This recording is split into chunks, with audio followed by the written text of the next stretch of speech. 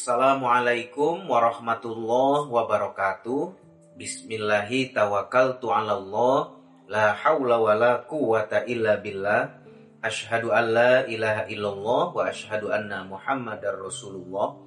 Allahumma sholli ala sayyidina Muhammad wa ala ali sayyidina Muhammad. Para pemirsa channel YouTube Suara Rahima yang insya Allah dimuliakan oleh Allah Subhanahu wa Ta'ala.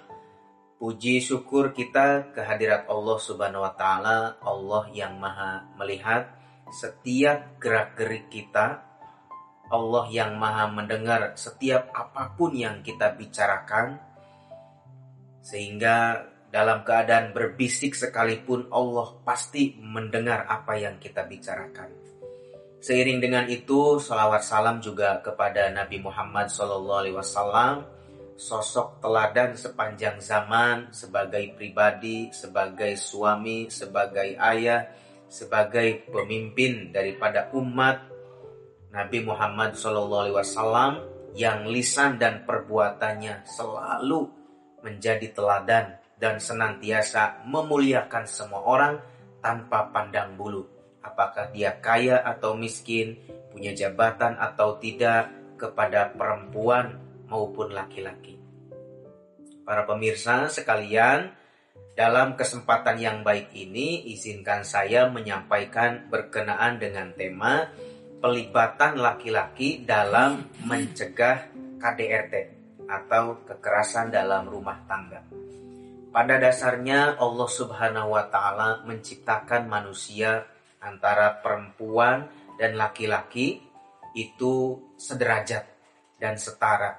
Allah tidak pernah membeda-bedakan orang hanya karena jenis kelaminnya, agamanya, suku, bahasa, budaya, dan lain sebagainya. Yang Allah lihat itu adalah amal ibadahnya, ibadah sosialnya yang kemudian kita balut dalam istilah takwa. Sementara ketakwaan yang tahu adalah Allah Subhanahu wa Ta'ala. Maka saya ingin kemudian memperluas kajian kita untuk memaknai hakikat pernikahan. Apa sih sesungguhnya makna hakikat pernikahan? Saya memaknainya sebagai perjanjian dan persaksian yang sangat berat antara mempelai laki-laki dan perempuan satu sama lain, tentu saja kepada kedua orang tua, kepada sanak keluarga, masyarakat, dan terutama kepada Allah Subhanahu wa Ta'ala dalam suka maupun duka, bukan hanya dalam sukanya saja. Oleh karena itu, apapun dalam rumah tangga harus dimusyawarahkan dengan melibatkan kedua pihak antara istri dan suami. Oleh karena itu, dalam kesempatan ceramah ini juga kita harus saling memperkuat spirit kesalingan dalam Islam. Suami dan istri harus saling berbagi peran, saling melengkapi.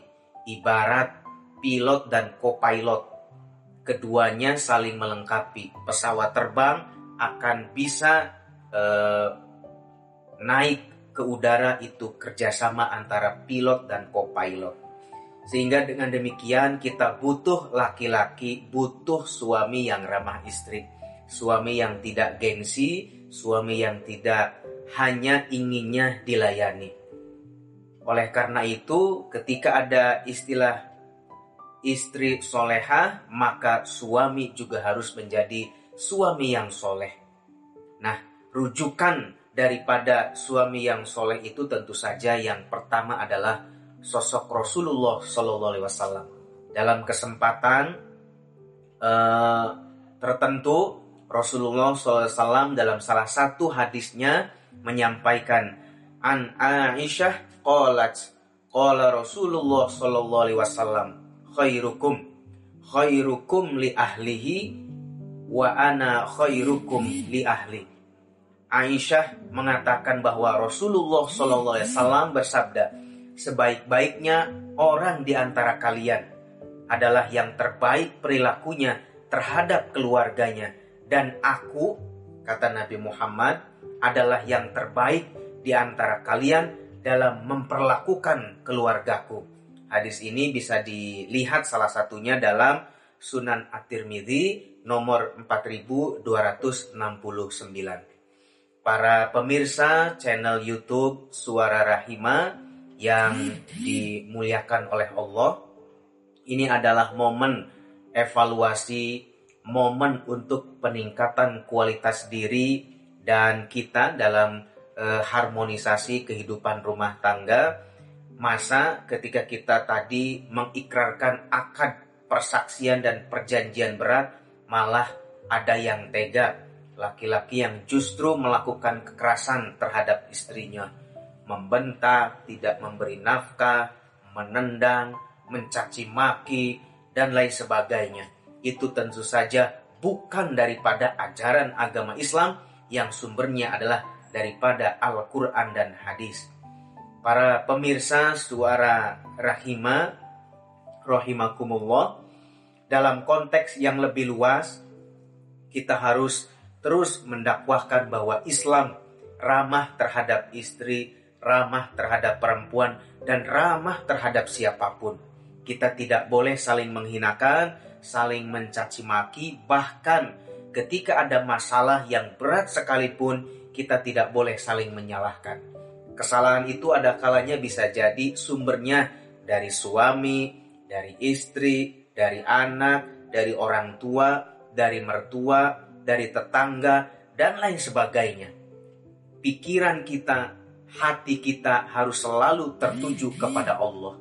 Karena Allah lah sumber daripada solusi atas segala apapun yang terjadi di dalam kehidupan rumah tangga kita.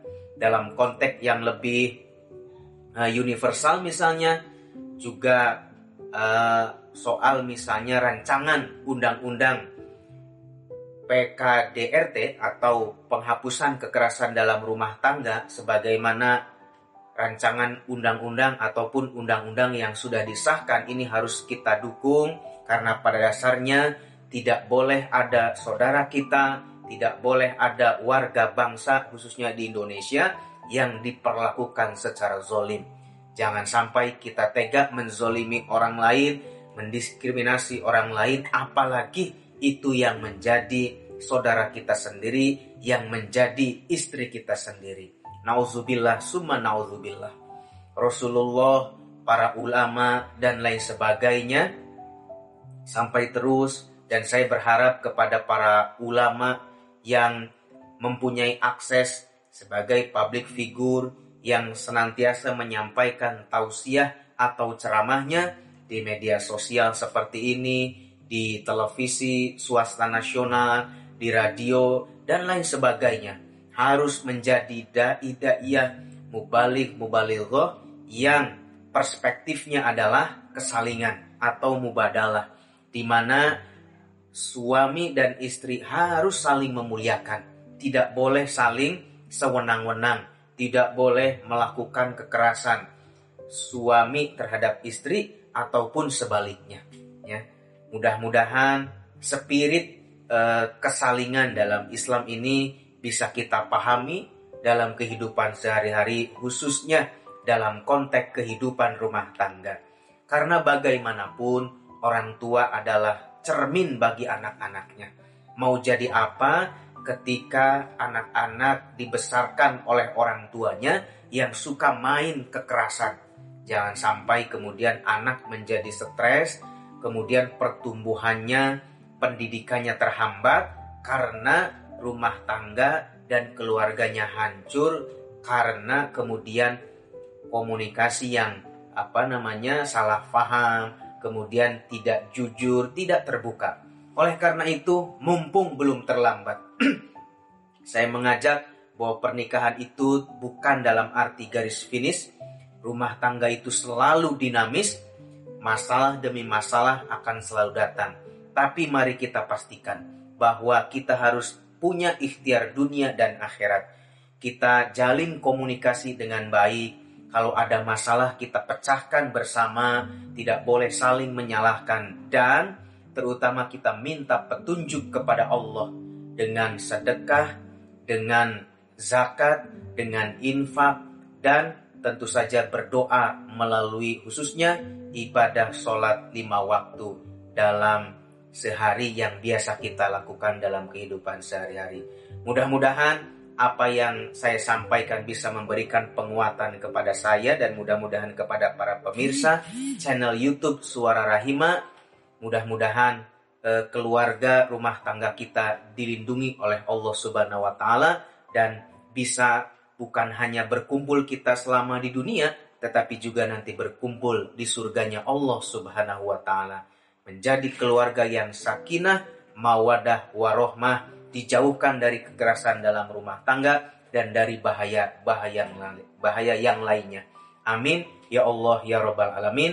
Saya tutup. Wallahul muwaffiq ila aqwamit thoriq. Wassalamualaikum warahmatullahi wabarakatuh.